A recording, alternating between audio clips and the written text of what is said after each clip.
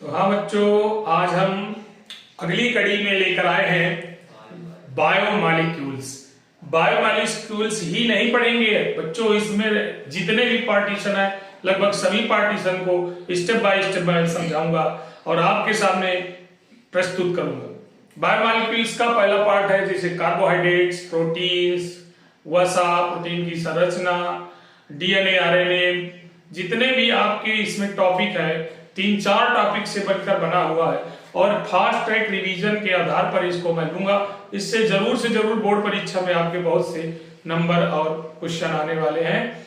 ये मान के चलिए जो बच्चे नए हो इस चैनल में वो तुरंत फटाफट बेल आइकन दबाएं, सब्सक्राइब करें और अपने भाई दोस्तों को शेयर करें जरूर। आइए हम अब चलते हैं इस वीडियो के इस टॉपिक में। ये बायोमॉलिक्यूल्स जो है आपका जैव अणु, जीवों के अंदर होने वाली जितनी भी रासायनिक क्रियाएं हैं उन रासायनिक क्रियाओं में भाग लेने वाले अणु बायोमॉलिक्यूल्स कहलाते हैं। यानी हम कह सकते हैं इसकी परिभाषा जैव रासायनिक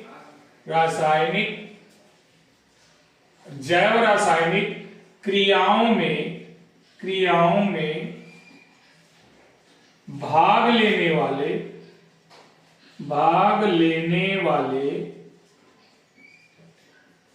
अणुओं को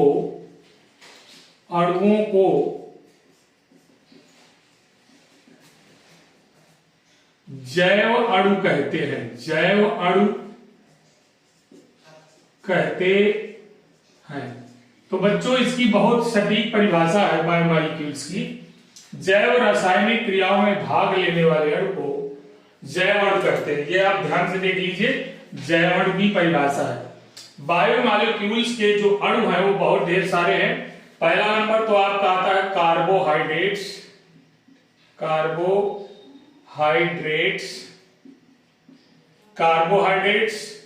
दूसरा नंबर आपका आएगा वसा। तीसरा है आपका प्रोटीन। चौथा है आपका विटामिन। पांचवा नंबर पार्ट है आपका न्यूक्लिक अम्ल। तो ये 5 वर्ग प्रमुख हैं जो हमारे बायोमॉलिक्यूल्स में आते हैं, जैव अणु में आते हैं। तो बच्चों हमको सबसे पहला टॉपिक लेना है, इससे आपको 4 नंबर का निश्चित रूप से क्वेश्चन आता है। कार्बोहाइड्रेट्स की बात करते हैं। तो बच्चों हम पहला टॉपिक लेते हैं कार्बोहाइड्रेट्स।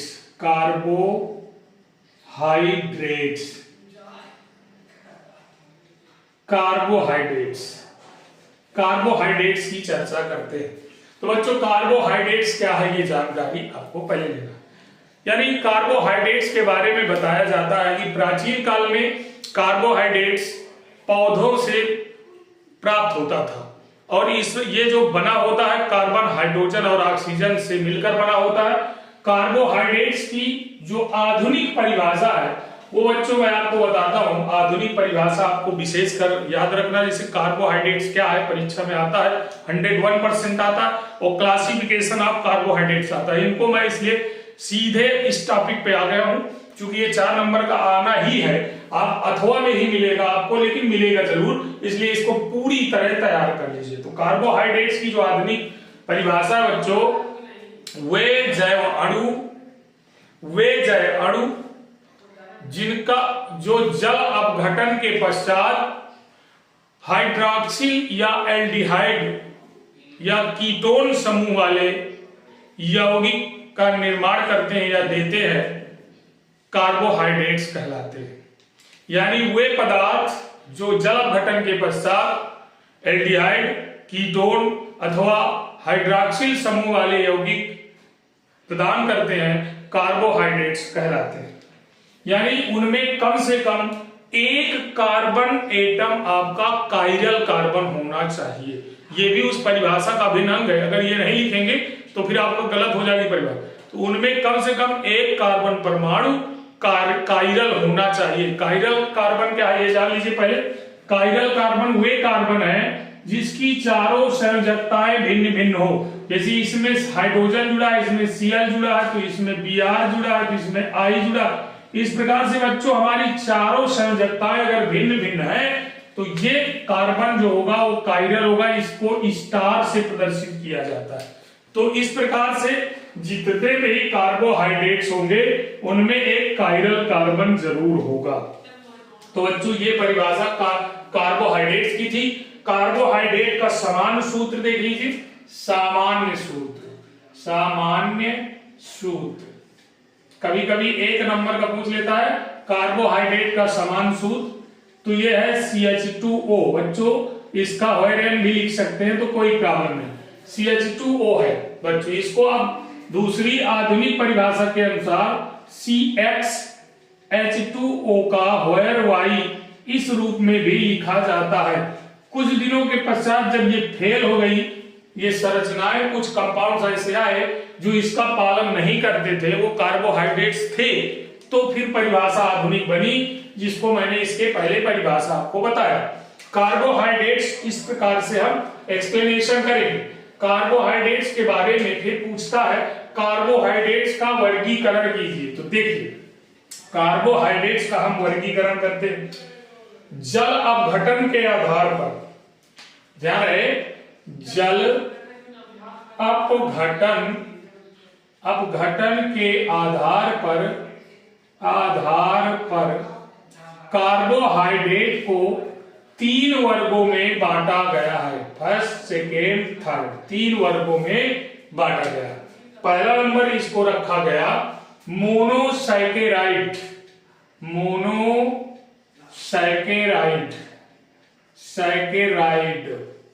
मोनोसैकेराइड। दूसरा जो था आपका ओलिगोसैकेराइड,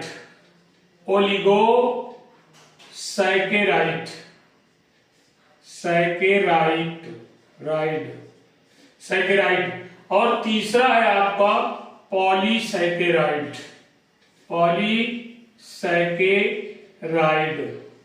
ये 3 पार्टीशन है इसके, मोनोसैकेराइड,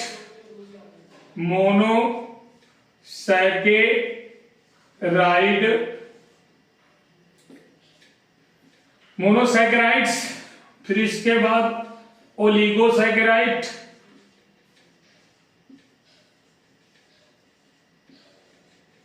और ये जो आपका तीसरा है पॉलीसैकेराइड।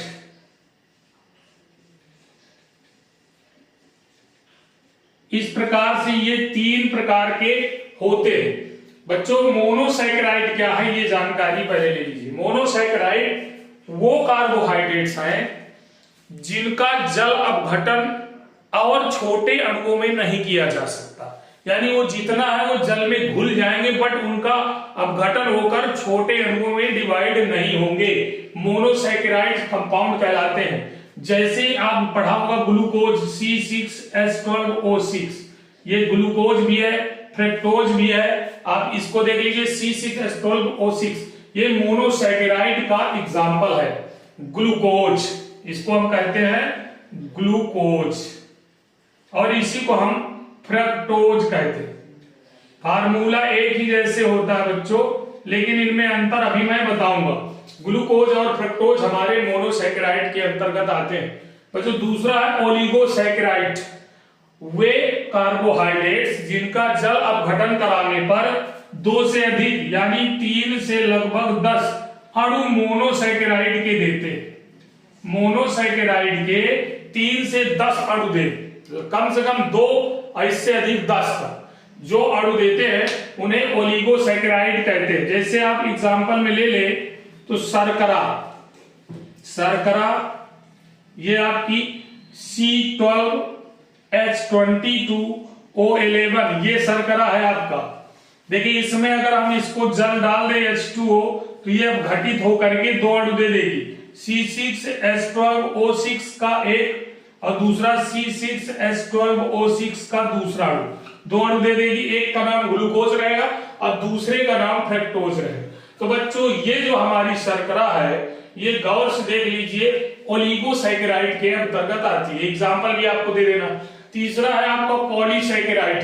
पॉलीसैकेराइड के अंतर्गत आप देख लीजिए वे कार्बोहाइड्रेट्स जिनका जलक घटन कराने पर, अगर हम जलक घटन कराते हैं तो 10 से अधिक अणु यानी 100, 200, 500, 1000 अणु भी दे सकता है। ऐसे मोनोसैकेराइड के अणु अगर दे रहा है जलक घटन कराने पर, यानी वे कार्बोहाइड्रेट जिनका जलक घटन कराने पर 10 से अधिक मोनोसैकेराइड के अणु देते हैं, उनको हम कहते हैं पॉलीसैकेराइड। तो पॉलीसैकेराइड को दो भागों में बांटा गया है। अभी मैं बताऊंगा पॉलीसैकेराइड को कौन कौन से भागों में बांटा गया है। जैसे पहला इसका एग्जांपल देखिए, स्टार्च व मंड। स्टार्च ये सबसे अच्छा स्टार्च पौधों में बनता है, आप जानते हैं। स्टार्च का फार्मूला है C6H12O5 का व्हेयर N। ये हमारा आप देख रहे हैं, ये स्टार्च का फार्मूला है। स्टार्च C6H10O5 10 है, 10O5। अगर इसमें हम N अणु H2O के डाल दें बच्चों, N अणु H2O के, तो ये दोनों आपस में रिएक्शन करके N अणु C6H12O6 का बना देंगे, जो मोनोसैकेराइड के अणु हैं, और ये दोनों आपस में क्रिया कर जाएंगे। इस प्रकार से ये जो स्टार्च है, स्टार्च हमारा पॉलीसैकेराइड के अंतर्गत माना जाता है। तो बच्चों इस प्रकार से हम कार्बोहाइड्रेट्स का वर्गीकरण कर लेते हैं बच्चों। लेकिन मोनोसैकेराइड को अगर देखें तो मोनोसैकेराइड की चर्चा हम फिर से एक बार करेंगे। मोनोसैकेराइड को दो वर्गों में बांटा गया है। मोनोसैकेराइड को दो वर्गों में बांटा गया है, हमारे सिलेबस में भी ये दोनों वर्ग हैं। फर्स्ट, मोनोसैकेराइड में अगर दो ग्रुप पाए जाते हैं, यानी या तो फिर एल्डिहाइड ग्रुप हो और किसी किसी में कीटोन ग्रुप हो। दो चीज देखिए, ये है एल्डिहाइड ग्रुप, एल्डिहाइड ग्रुप और जिसमें कीटोन ग्रुप, दो ग्रुप पाए जाएंगे, कीटोन ग्रुप और एल्डिहाइड ग्रुप। मोनोसैकेराइड दो पार्टीशन में डिवाइड हो जाता है। जिन यौगिकों में एल्डिहाइड ग्रुप पाया जाएगा उसे एल्डो मोनोसैकेराइड कहेंगे, एल्डो मोनोसैकेराइड नाम दिया जाएगा, सैकेराइड। और जिनमें इनको एल्डोज शर्करा भी कहते हैं, एल्डोज शुगर भी कह सकते हैं। और इनको जिसमें कीटोन पाया जाएगा उसका नाम रखाया गया है कीटो मोनोसैकेराइड। तो बच्चों आप यहां पर एक एक एग्जांपल ले लीजिए। C6H12O6 ये है ग्लूकोज और ये C6H12O6 इसको हम फ्रक्टोज कहेंगे। फ्रक्टोज, ग्लूकोज में बच्चों एल्डिहाइड ग्रुप होता है और फ्रक्टोज में बच्चों कीटोन ग्रुप होता है, इसलिए इनको दोनों को अलग अलग श्रेणी में रखा गया है। एक को रखा गया एल्डो मोनोसैकेराइड और दूसरे को कीटो मोनोसैकेराइड। एल्डोज शर्करा या कीटोज शर्करा है कि मोनोसैकेराइड में ग्लूकोज भी आपके सिलेबस में है, फ्रक्टोज भी आपके सिलेबस में। चूंकि बड़ा चैप्टर है, इसको बहुत देर तक नहीं पढ़ाया जा सकता। हम अब यहाँ आते हैं, सबसे पहले कार्बोहाइड्रेट्स का महत्व या कार्य जानने। दैनिक जीवन में इसका उपयोग क्या है बच्चों? दैनिक जीवन में उपयोग देख लीजिए, कार्बोहाइड्रेट्स का उपयोग बहुत ज्यादा है। हमारे शरीर में, हमारी शरीर की कोशिकाओं में वृद्धि करने के लिए, अंग में वृद्धि करने के लिए कार्बोहाइड्रेट्स अति महत्वपूर्ण भूमिका निभाता है। पौधों को भी भोजन बनाने के लिए कार्बोहाइड्रेट्स की आवश्यकता होती है, जिसे हमें अभी बताए हैं कि आपका स्टार्च पौधों में वृद्धि करने के लिए उपयोगी होता है, जो प्रकाश संश्लेषण क्रिया में भाग लेता है। कार्बोहाइड्रेट्स के माध्यम से विभिन्न प्रकार की औषधियों का भी निर्माण किया जाता है। कार्बोहाइड्रेट्स के द्वारा हमारे विभिन्न प्रकार के सिरप आदि का निर्माण करते हैं और कार्बोहाइड्रेट्स के द्वारा लकड़ी, लुगदी, कागज आदि सभी प्रकार के फर्नीचर वगैरह का निर्माण भी किया जाता है।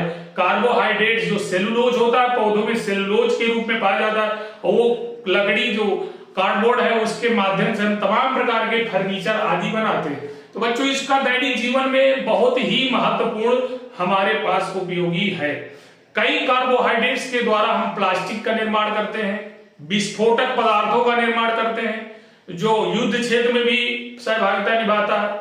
सौंदर्य प्रसाधनों का भी निर्माण हो जाता है कार्बोहाइड्रेट्स के द्वारा, जैसे ग्लिसरॉल वगैरह है, तो ये सौंदर्य प्रसाधन में भी यूज किए जाते हैं। और अगर जैसे टॉफी और कंपट का यूज करते हैं, उसमें हम जो सबसे अधिक मीठी शर्करा होती है, पिछले 2 साल पहले एक विकल्प में आई थी, सबसे मीठी कार्बोहाइड्रेट शर्करा कौन सी है, तो वो फ्रक्टोज होती है बच्चों।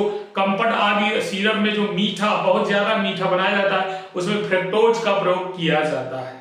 तो बच्चों इसके उपयोग भी आ जाते हैं। दैनिक जीवन में उपयोग को बार बार रिप्लाई करके सुनिए और उपयोग आप याद कर लीजिए। चूंकि मैं बोर्ड में लिख नहीं रहा हूं, आपको बताता जा रहा हूं, सारे के सारे कार्बोहाइड्रेट्स के यूजेस आपको याद रखना पड़ेगा। जितने से अधिक आप लिख सको उतने लिख डालो।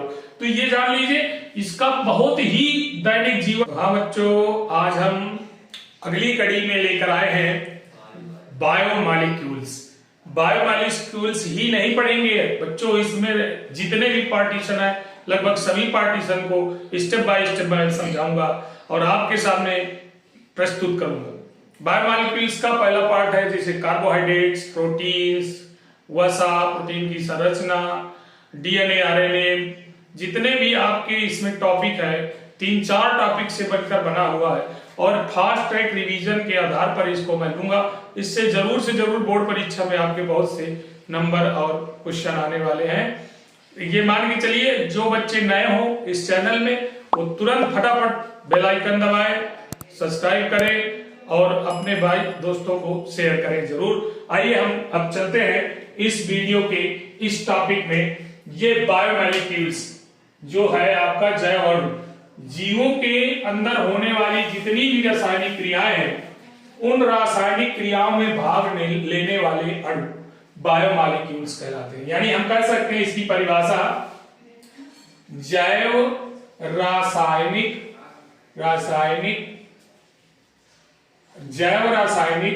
क्रियाओं में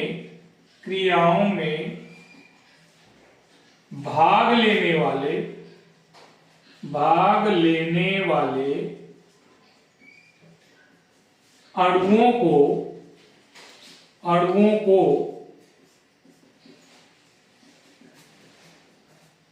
जैव अणु कहते हैं। जैव अणु कहते हैं। तो बच्चों इसकी बहुत सटीक परिभाषा है बायोमॉलिक्यूल्स की। जैव रासायनिक क्रियाओं में भाग लेने वाले अणु को जैव अणु कहते हैं। ये आप ध्यान से देख लीजिए, जैव अणु की परिभाषा है। बायोमॉलिक्यूल्स के जो अणु हैं वो बहुत ढेर सारे हैं। पहला नंबर तो आपका आता है कार्बोहाइड्रेट्स।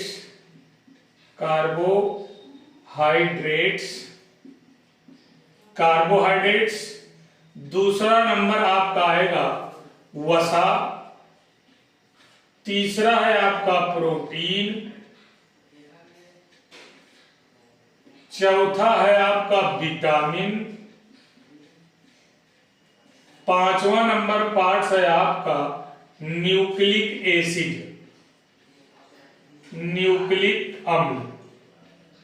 तो ये 5 वर्ग प्रमुख हैं जो हमारे बायोमॉलिक्यूल्स में आते हैं, जैव अणु में आते हैं। तो बच्चों हमको सबसे पहला टॉपिक लेना है, इससे आपको 4 नंबर का निश्चित रूप से क्वेश्चन आता है। कार्बोहाइड्रेट्स की बात करते हैं। तो बच्चों हम पहला टॉपिक लेते हैं कार्बोहाइड्रेट्स।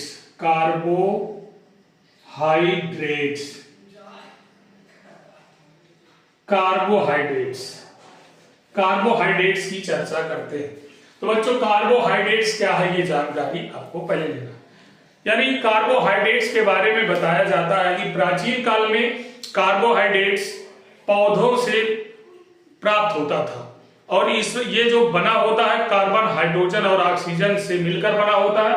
कार्बोहाइड्रेट्स की जो आधुनिक परिभाषा है वो बच्चों मैं आपको बताता हूं। आधुनिक परिभाषा आपको विशेषकर याद रखना, जैसे कार्बोहाइड्रेट्स क्या है परीक्षा में आता है, 101% आता है और क्लासिफिकेशन ऑफ कार्बोहाइड्रेट्स आता है। इनको मैं इसलिए सीधे इस टॉपिक पे आ गया हूं क्योंकि ये 4 नंबर का आना ही है। आप अथवा में ही मिलेगा आपको, लेकिन मिलेगा जरूर, इसलिए इसको पूरी तरह तैयार कर लीजिए। तो कार्बोहाइड्रेट्स की जो आधुनिक परिभाषा बच्चों वे जैव अणु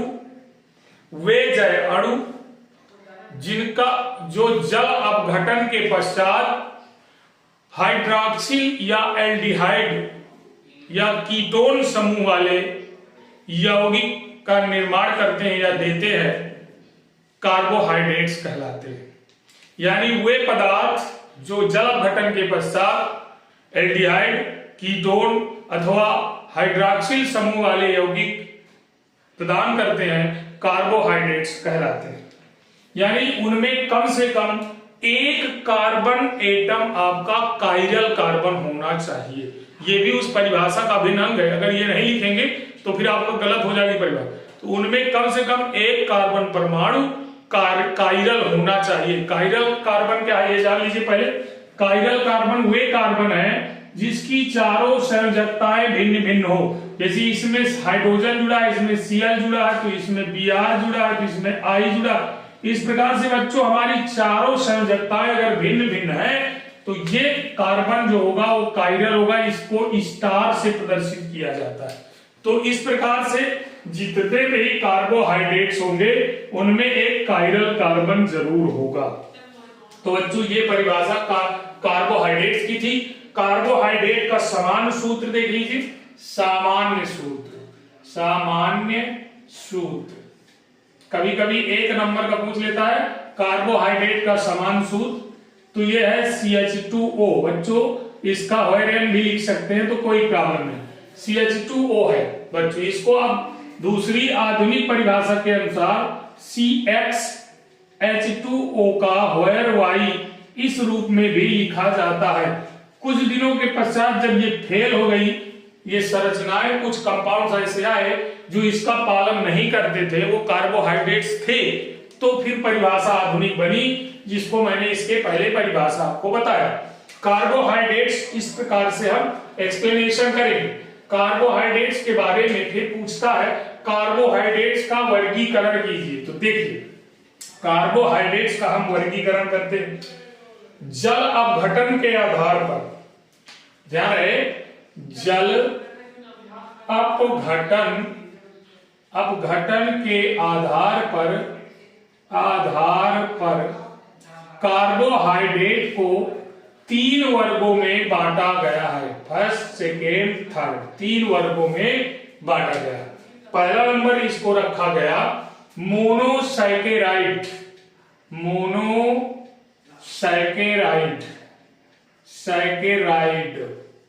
मोनोसैकेराइड। दूसरा जो था आपका ओलिगोसैकेराइड।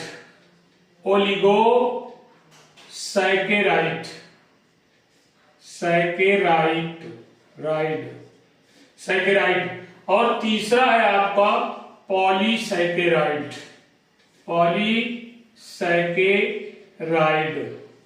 ये 3 पार्टीशन है इसके।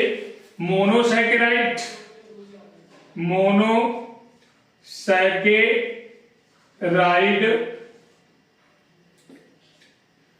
मोनोसैकेराइड्स, फिर इसके बाद ओलिगोसैकेराइड,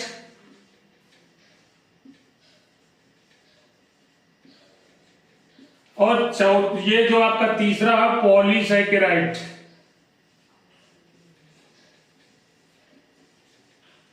इस प्रकार से ये 3 प्रकार के होते हैं। बच्चों मोनोसैकेराइड क्या है ये जानकारी पहले ले लीजिए। मोनोसैकेराइड वो कार्बोहाइड्रेट्स हैं जिनका जल अपघटन और छोटे अणुओं में नहीं किया जा सकता। यानी वो जितना है वो जल में घुल जाएंगे, बट उनका अपघटन होकर छोटे अणुओं में डिवाइड नहीं होंगे। मोनोसैकेराइड कंपाउंड कहलाते हैं। जैसे आप पढ़ा होगा ग्लूकोज C6H12O6, ये ग्लूकोज भी है, फ्रक्टोज भी है। आप इसको देख लीजिए C6H12O6, ये मोनोसैकेराइड का एग्जाम्पल है। ग्लूकोज, इसको हम कहते हैं ग्लूकोज, और इसी को हम फ्रक्टोज कहते हैं। फार्मूला एक ही जैसे होता है बच्चों, लेकिन इनमें अंतर अभी मैं बताऊंगा। ग्लूकोज और फ्रक्टोज हमारे मोनोसैकेराइड के अंतर्गत आते हैं बच्चों। दूसरा है ओलिगोसैकेराइड, वे कार्बोहाइड्रेट्स जिनका जल अपघटन कराने पर 2 से अधिक यानी 3 से लगभग 10 अणु मोनोसैकेराइड के देते हैं। मोनोसैकेराइड के 3 से 10 अणु देते, कम से कम 2 और इससे अधिक 10 तक जो अणु देते हैं उन्हें ओलिगोसैकेराइड कहते हैं। जैसे आप एग्जांपल में ले ले तो शर्करा, शर्करा ये आपकी C12H22O11 ये शर्करा है आपका। देखिए इसमें अगर हम इसको जल डाल दें H2O तो ये अब घटित होकर के 2 अणु दे देगी, C6H12O6 का एक और दूसरा C6H12O6 का दूसरा अणु, 2 अणु दे देगी। एक का नाम ग्लूकोज रहेगा और दूसरे का नाम फ्रक्टोज रहेगा। तो बच्चों ये जो हमारी शर्करा है ये गौर से देख लीजिए ओलिगोसैकेराइड के अंतर्गत आती है। एग्जांपल भी आपको दे देना। तीसरा है आपका पॉलीसैकेराइड। पॉलीसैकेराइड के अंतर्गत आप देख लीजिए वे कार्बोहाइड्रेट्स जिनका जल अपघटन कराने पर, अगर हम जल अपघटन कराते हैं तो 10 से अधिक अणु यानी 100, 200, 500, 1000 अणु भी दे सकता है। ऐसे मोनोसैकेराइड के अणु अगर दे रहा है जल अपघटन कराने पर, यानी वे कार्बोहाइड्रेट जिनका जल अपघटन कराने पर 10 से अधिक मोनोसैकेराइड के अणु देते हैं, उनको हम कहते हैं पॉलीसैकेराइड। तो पॉलीसैकेराइड को 2 भागों में बांटा गया है। अभी मैं बताऊंगा पॉलीसैकेराइड को कौन कौन से भागों में बांटा गया है। जैसे पहला इसका एग्जांपल देखिए, स्टार्च व मंड। स्टार्च ये सबसे अच्छा स्टार्च पौधों में बनता है, आप जानते हैं। स्टार्च का फार्मूला है C6H12O5 का व्हेयर N। ये हमारा आप देख रहे हैं ये स्टार्च का फार्मूला है। स्टार्च C6H10O5 10 है, 10O5। अगर इसमें हम N अणु H2O के डाल दें बच्चों, N अणु H2O के, तो ये दोनों आपस में रिएक्शन करके N अणु C6H12O6 का बना देंगे जो मोनोसैकेराइड के अणु हैं, और ये दोनों आपस में क्रिया कर जाएंगे। इस प्रकार से ये जो स्टार्च है, स्टार्च हमारा पॉलीसैकेराइड के अंतर्गत माना जाता है। तो बच्चों इस प्रकार से हम कार्बोहाइड्रेट्स का वर्गीकरण कर लेते हैं बच्चों। लेकिन मोनोसैकेराइड को अगर देखें तो मोनोसैकेराइड की चर्चा हम फिर से एक बार करेंगे। मोनोसैकेराइड को 2 वर्गों में बांटा गया है। मोनोसैकेराइड को 2 वर्गों में बांटा गया है, हमारे सिलेबस में भी ये दोनों वर्ग हैं। फर्स्ट, मोनोसैकेराइड में अगर 2 ग्रुप पाए जाते हैं, यानी या तो फिर एल्डिहाइड ग्रुप हो जिन और किसी किसी में कीटोन ग्रुप हो। 2 चीज देखिए, ये है aldehyde group, aldehyde group, aldehyde group, और जिसमें कीटोन ग्रुप। 2 ग्रुप पाए जाएंगे, कीटोन ग्रुप और एल्डिहाइड ग्रुप। मोनोसैकेराइड 2 पार्टीशन में डिवाइड हो जाता है। जिन यौगिकों में एल्डिहाइड ग्रुप पाया जाएगा उसे एल्डो मोनोसैकेराइड कहेंगे, एल्डो मोनोसैकेराइड नाम दिया जाएगा, सैकेराइड। और जिनमें इनको एल्डोज शर्करा भी कहते हैं, एल्डोज शुगर भी कह सकते हैं। और इनको जिसमें कीटोन पाया जाएगा उसका नाम रखाया गया है कीटो मोनोसैकेराइड, मोनोसैकेराइड। तो बच्चों आप यहां पर एक एक एग्जांपल ले लीजिए। C6H12O6 ये है ग्लूकोज, ग्लूकोज, ग्लूकोज। और ये C6H12O6 इसको हम फ्रक्टोज कहेंगे, फ्रक्टोज। ग्लूकोज में बच्चों एल्डिहाइड ग्रुप होता है और फ्रक्टोज में बच्चों कीटोन ग्रुप होता है। इसलिए इनको दोनों को अलग अलग श्रेणी में रखा गया है। एक को रखा गया एल्डो मोनोसैकेराइड और दूसरे को कीटो मोनोसैकेराइड। एल्डोज शर्करा या कीटोज शर्करा। हाइड्रेट्स के जो 2 एग्जांपल ले रहे थे आपको, मोनोसैकेराइड व डाइसैकेराइड के अतिरिक्त यहाँ एल्डोज और कीटोज की, तो वो समझ में आएगी आपकी संरचना में। तो संरचना स्ट्रक्चर देख लीजिए बच्चों। स्ट्रक्चर, स्ट्रक्चर हमारा ग्लूकोज का कौन सा है, ये है ग्लूकोज, ग्लूकोज का स्ट्रक्चर इधर है, और फ्रक्टोज का ये फ्रक्टोज का स्ट्रक्चर इधर है बच्चों। तो देखिए कैसे बनाते हैं स्ट्रक्चर, आप समझ लीजिए। 6 कार्बन लेते हैं, 1 carbon single bond, 2 carbon, 3 carbon, 4 carbon, 5 carbon, 6 carbon. 6 carbon में से आपका जो ग्लूकोज का है तो पहले वाले कार्बन में एल्डिहाइड ग्रुप होता है, C double bond O single bond H, ये एल्डिहाइड ग्रुप है। बाकी पहला कार्बन है, दूसरा है, तीसरा है, चौथा है, पांचवा है, छठवां। देख लीजिए तीसरे नंबर में OH इधर रहेगा, बाकी सभी नंबर में OH इधर रहेगा और H इधर रहेगा। OH इधर रहेगा और H इधर रहेगा, OH इधर रहेगा और H इधर रहेगा। इसमें OH इधर रहेगा और इसके पीछे कार्बन में H और H। इस प्रकार से ये ग्लूकोज में आपको मैंने बताया था यह एल्डोज शर्करा है, इसमें एल्डिहाइड ग्रुप पाया जाता है। कौन सा ग्रुप? एल्डिहाइड ग्रुप, ये है बच्चों एल्डिहाइड ग्रुप। और कीटोन में थोड़ा सा अंतर होगा बच्चों, ये है कार्बन तो यहां हो जाएगा CH2OH पहला ग्रुप होगा, दूसरे में C इधर double bond O ketone group हो जाएगा, इधर C, तीसरे नंबर में यहां OH और यहां H, चौथे नंबर में यहां पर राइट हैंड में OH और लेफ्ट हैंड में H, पांचवें नंबर में राइट हैंड में OH और लेफ्ट हैंड में H, और नीचे भी आपका CH2OH होगा।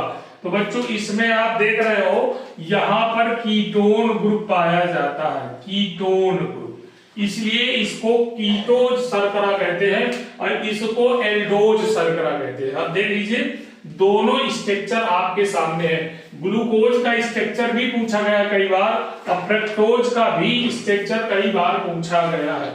तो बच्चों स्ट्रक्चर कई प्रकार के होते हैं आपके, ये जैसे आपका जनरल स्ट्रक्चर है, सामान्य स्ट्रक्चर है, और एक स्ट्रक्चर होता है चक्रीय और तीसरा हैवार्थ, फ्यूरेनोज, कई प्रकार के होते हैं। तो बच्चों हम ये जनरल स्ट्रक्चर है, इसको आप बार बार प्रैक्टिस करके बनाइए। स्ट्रक्चर भी ग्लूकोज का कई बार आता है।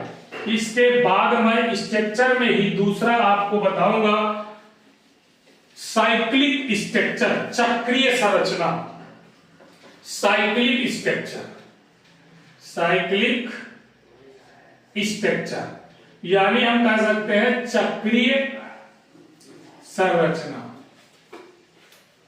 चक्रीय संरचना, चक्रीय संरचना में जो ग्लूकोज के स्ट्रक्चर हो दो प्रकार के होते हैं। अल्फा डी ग्लूकोज होता है, ग्लूकोज यानी इसको पॉजिटिव के चिन्ह से प्रदर्शित करते हैं, और एक होता बीटा डी ग्लूकोज, इसको निगेटिव चिन्ह से प्रदर्शित करते हैं। ये आपके दो प्रकार के विन्यास होते हैं, डी तथा एल विन्यास, डी तथा एल विन्यास। ये आपको डी तथा एल विन्यास आपको समझना पड़ेगा।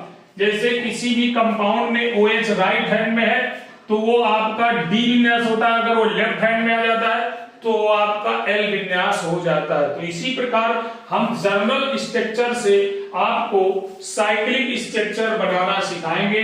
आप लोग गौर से बने रहिए इसमें, डी अल्फा डी ग्लूकोज और बीटा डी ग्लूकोज के बारे में जानने के लिए। तो देखिए बच्चों साइक्लिक स्ट्रक्चर मैं अभी बता रहा हूं, साइक्लिक स्ट्रक्चर, ये साइक्लिक स्ट्रक्चर ऑफ ग्लूकोज।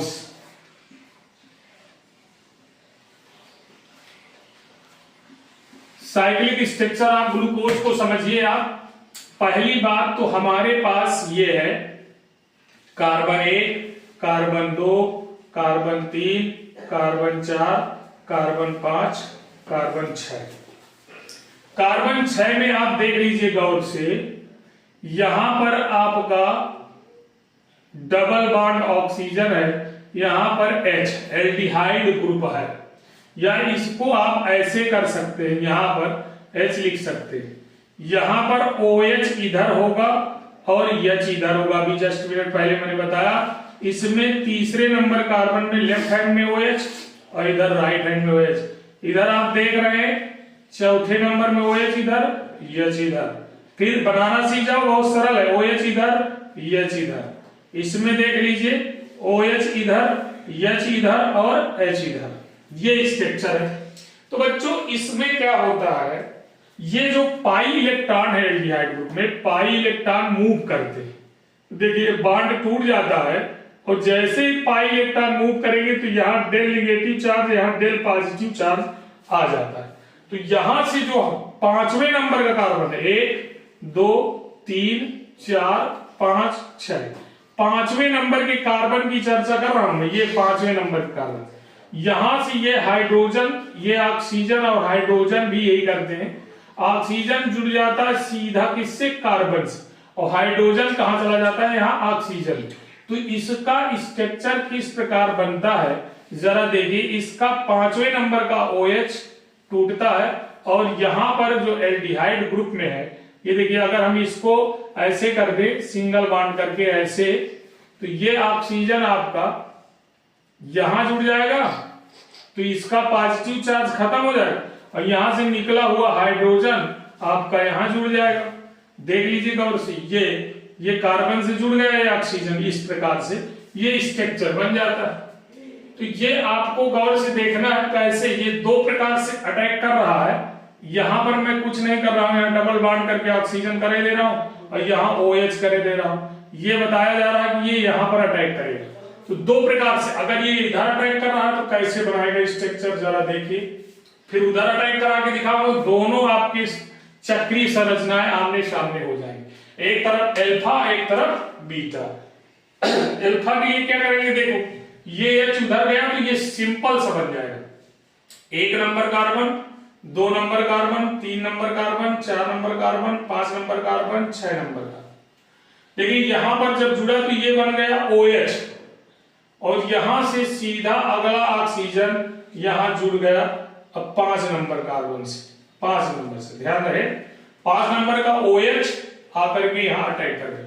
इसमें ये 1 नंबर कार्बन है, ये 2 नंबर है, ये 3 नंबर है, ये 4 नंबर, ये 5 नंबर, 5 नंबर से जोड़ना है, ध्यान रहे।